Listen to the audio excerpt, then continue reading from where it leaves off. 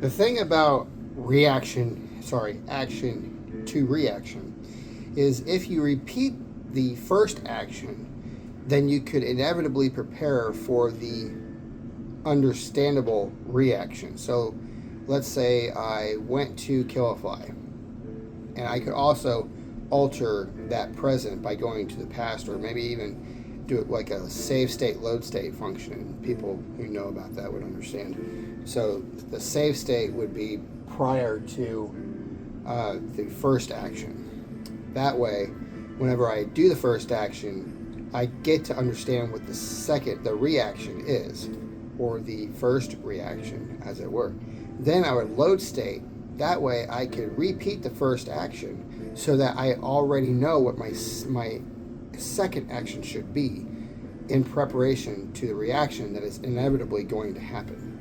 So that is how action to reaction would work.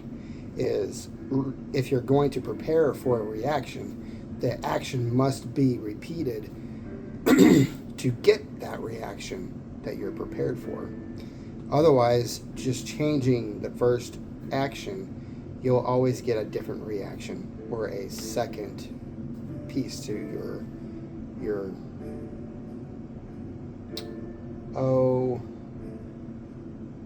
conduit of actions. I don't know. Cascaded events. There we go.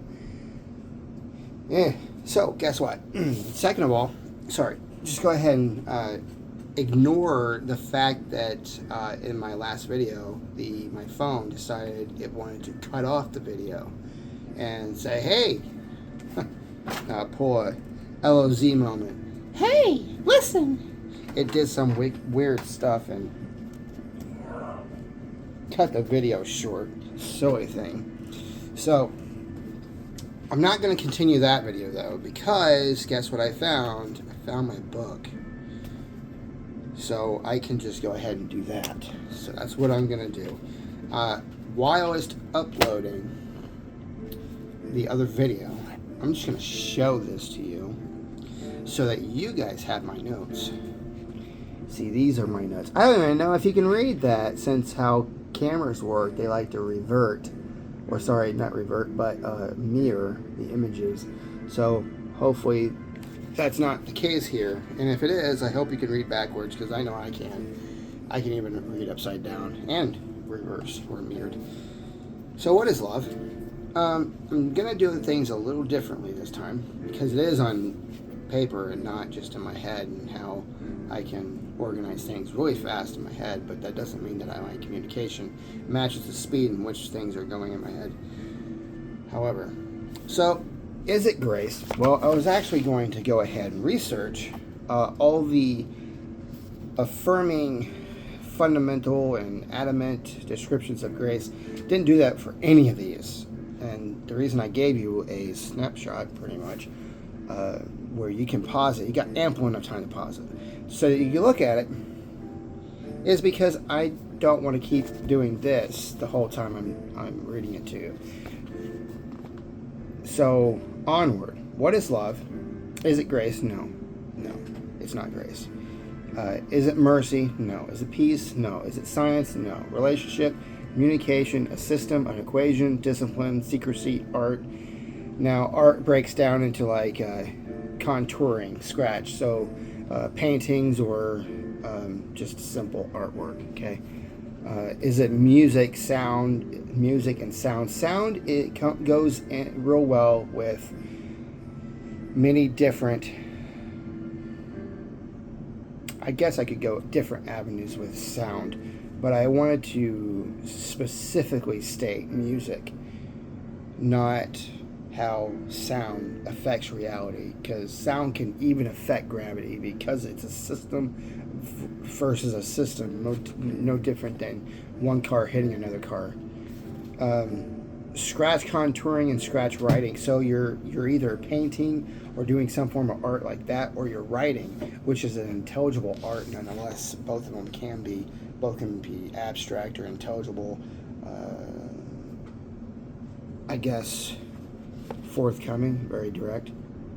Anyway, acting. So the thing about art as act, you have a passion towards a certain truth. You can put a lot of your emotion into it, and a passion or an emotional passion, which is practically the same driven aspect, towards a certain goal, your acting shows it. So if you love something, you beget actions towards what you love. You have a passion for it. So no, it's not that either. It's not directly. I'll get to it though. Is it physical or a mechanical creation? So I wanted to discern the difference here. Physical creation, I could easily say mechanical and say that's a car.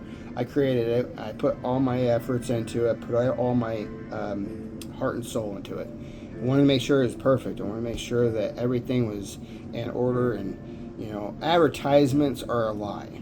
They're just trying to sell the product, make it sound good, make it sound like it's worth it. But down the road, you know for sure that you're going to wind up in the mechanic shop. Because they don't want to make it perfect. Again, marketplace. They don't want to make it perfect. They're not going to. Either way. But you can, because you have heart, right? You can make it perfect if you wanted to. But marketably, it's not going to work. So should I put my whole heart into something that is definitely spoils in like 4 hours? Probably not. I don't know. Again, we might get to that. But culinary arts. I didn't put this down, but culinary arts is, of course, I just said it, is an art. Culinary is you put your heart and soul into like making food dishes for people all the time. It becomes your whole life. But again, no, that's not what love is, obviously. That would also be one of those physical creations, not mechanical creation. Is it an act? I just said that. No, it's not an act. But context-wise, you could always entertain the concept of love to people that so they get an idea that you love them. But in truth, it's really just for the marketplace. Okay, it's entertainment. It's just to sell a product or something. Obviously, no, that's not love. Obviously. Actually, speaking of which, act and marketplace, we have things like fundraisers and charities, and most of them are just to cover tax exemptions for big companies. They make you pay out of pocket for the donations so they don't have to, and that way their tax deductions are free because they're donating it, something that they receive, to a charity or a fundraiser.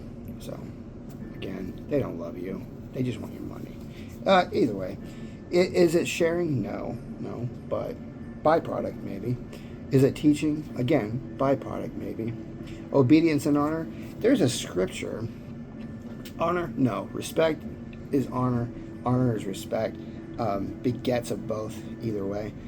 The teaching, the obedience thing, if you love me, you'll obey my commands. You can adjunct that aspect, yes, sure, but that's not love. What love is, that's a byproduct of what should be begetted from love, if you have it.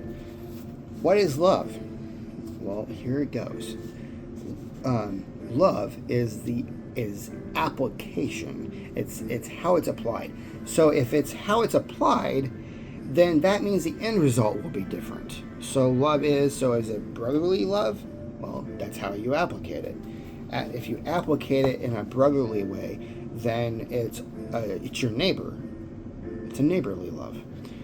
If it's passionate, then it's a passionate love. But I feel like that's a different one.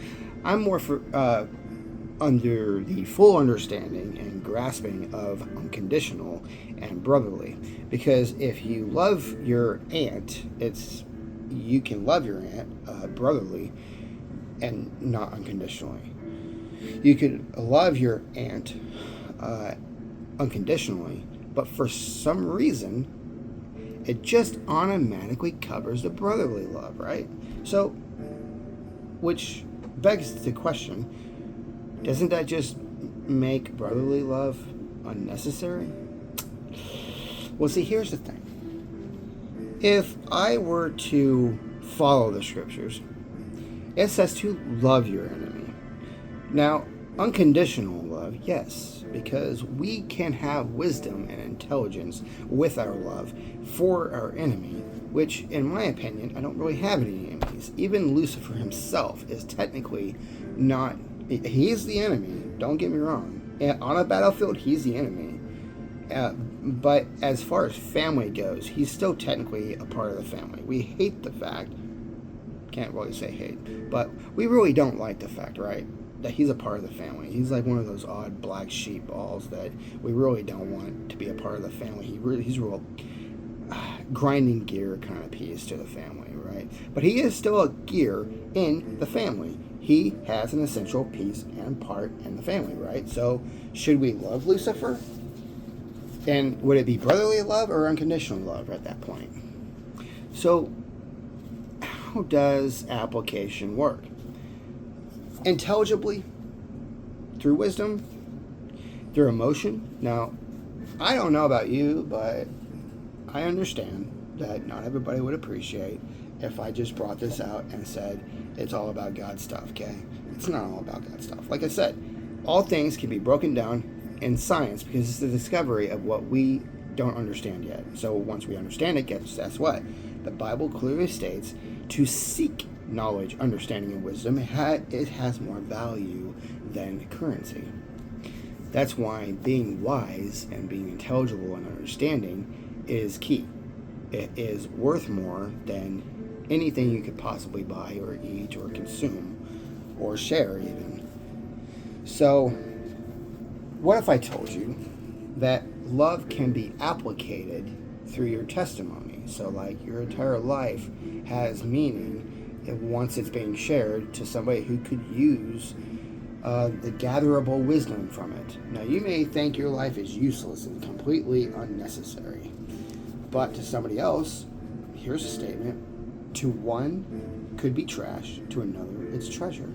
So if you did anything with your life but to just simply share your life as a portion of testimony or story, even if it's a short story, then maybe somebody out there could benefit from that before you inevitably decide to jump off a cliff because you think that your life is meaningless.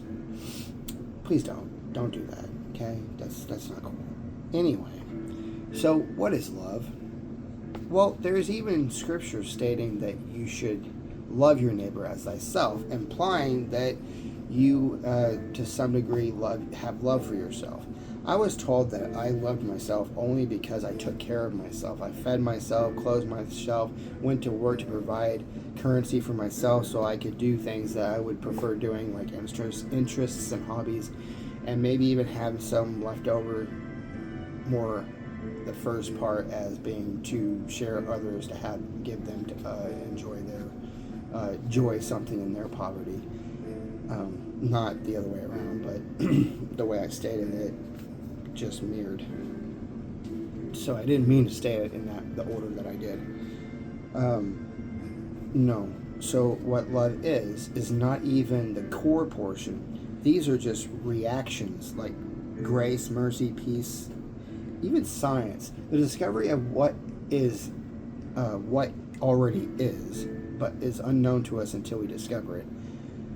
There's plenty to state in that because of how the universe works. It works with or without any of these things that we consume ourselves with in thought. Like, do you think the universe cares about love? No, but God does, and God created the universe, so why would the universe not care about love? Well, the universe is an embodiment of systems and reactions to all the systems. Is there a primary action to begin with? So should I conclude that love is a reaction, not a primary action? So that is the first piece to understand. Yes, it is a reaction. It is not a primary action, because that would make you a source of where love comes from. Obviously, you're not, because you came from somebody, two people initially. So you can't possibly be the source of where love comes from. But what you can do is become a wonderfully planted tree in water, wonderfully grown, to it's an S word and it just escaped me in my mind.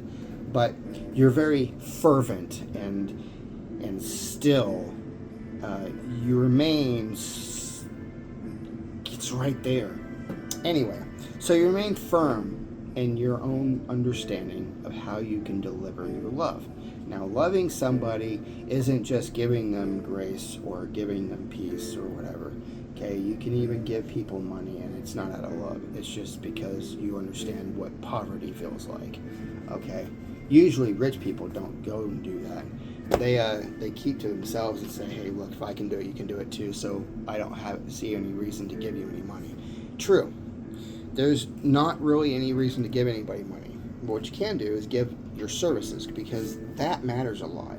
Like I said, currency is actually the thing that matters the least.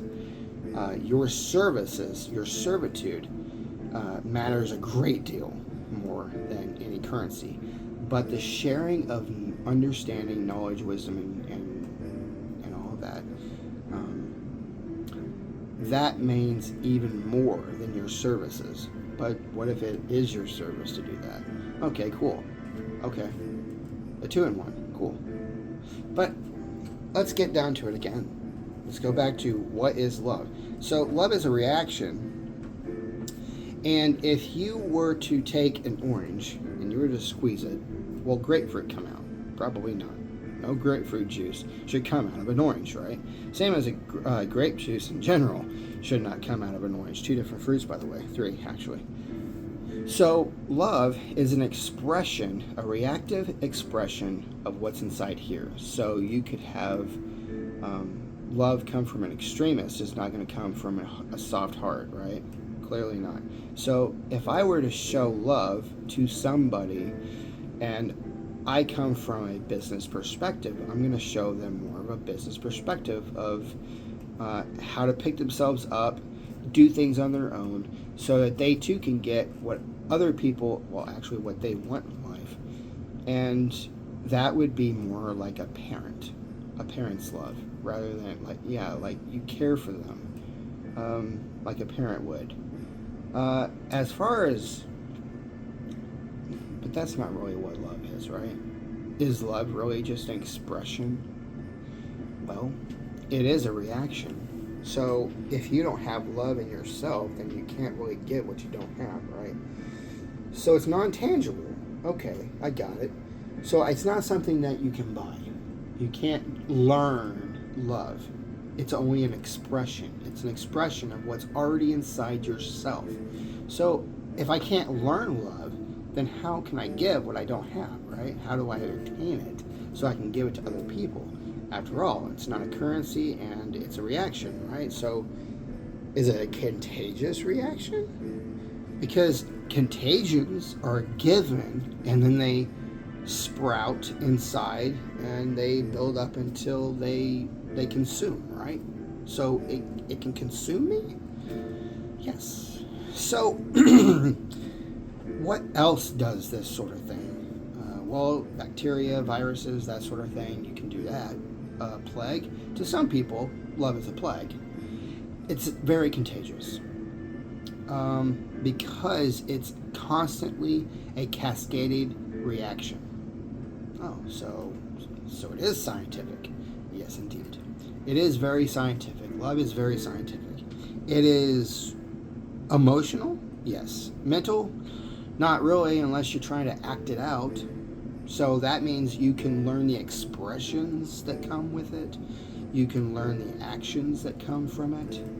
So, like I said, love is a cascaded reaction that embodies emotional.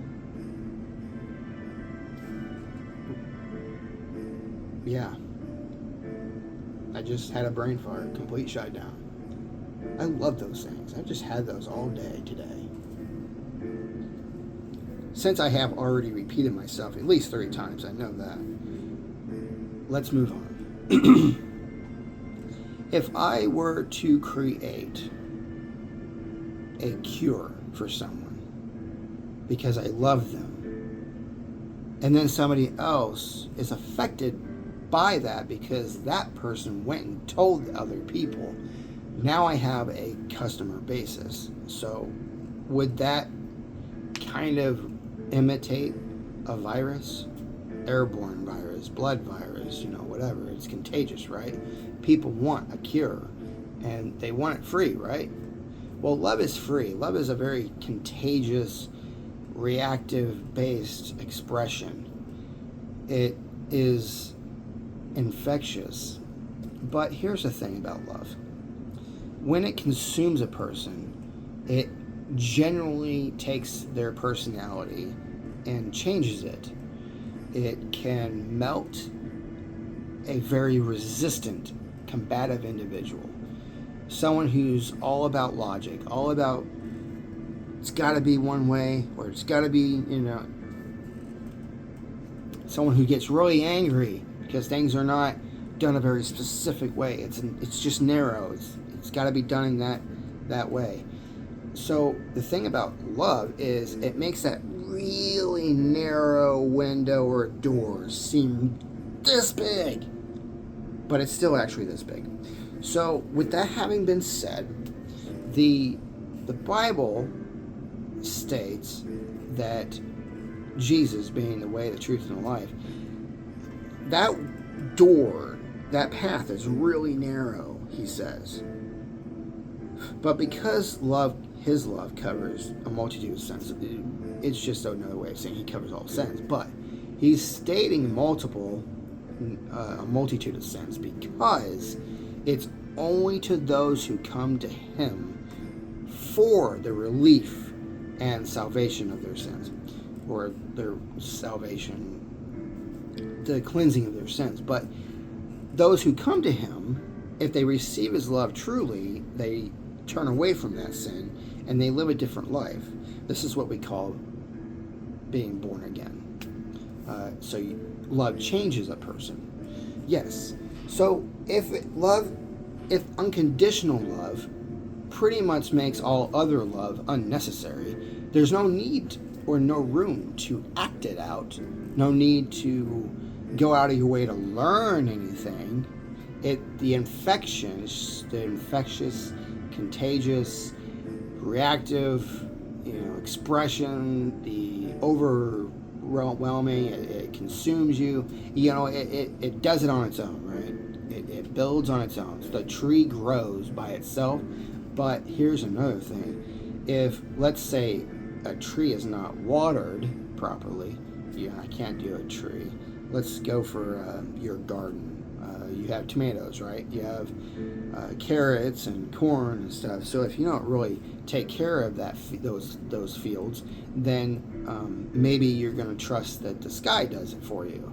Okay, we can lean on faith, sure, but to an extent, there's an intelligible understanding that comes with it. If you don't intelligibly understand, or you're not very wise about how you distribute said expressions or contagious expressions, then somebody could misunderstand it, right? This often leads to a great number of sins on its own, or trespasses, as I would prefer to call them, because it makes a lot more sense that way. The more you misunderstand someone, the more likely it is to misconvey what you defer to as love.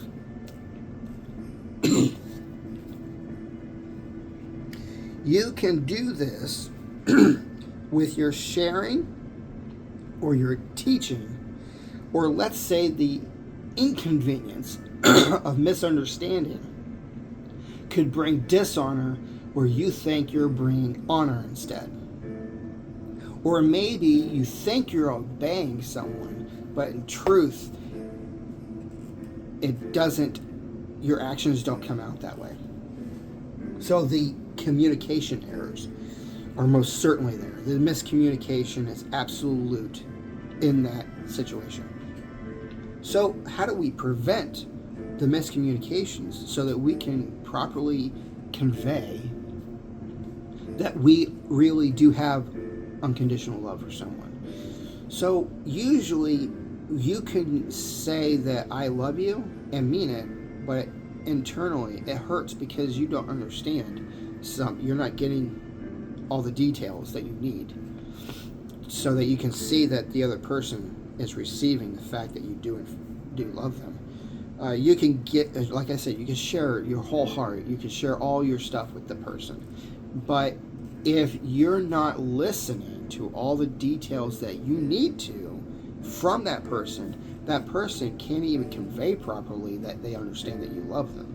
They can't even do a darn thing right for you in return for you to realize that they're trying to respect the fact that you're loving on them, and they really are trying to put everything into action.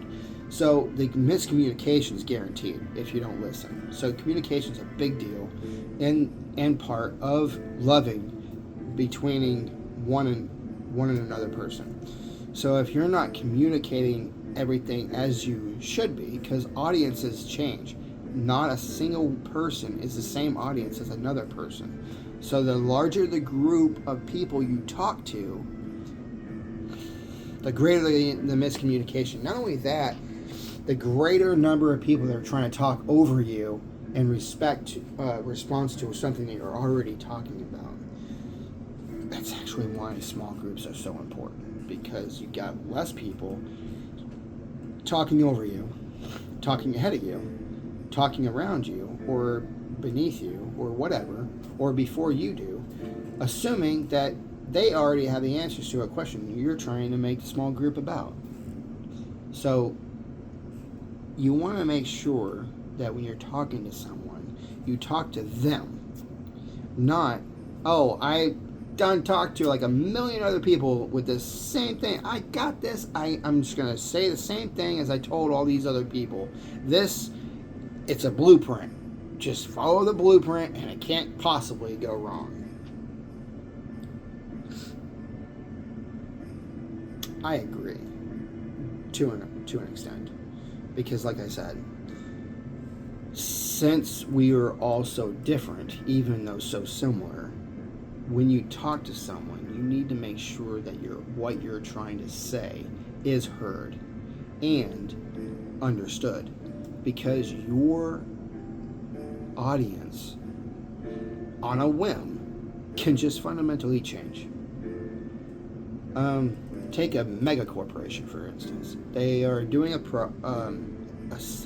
working a system or a product, and they did it for like 20 years straight, right? So their customer basis, the customer basis sees, hey, this company, they do this.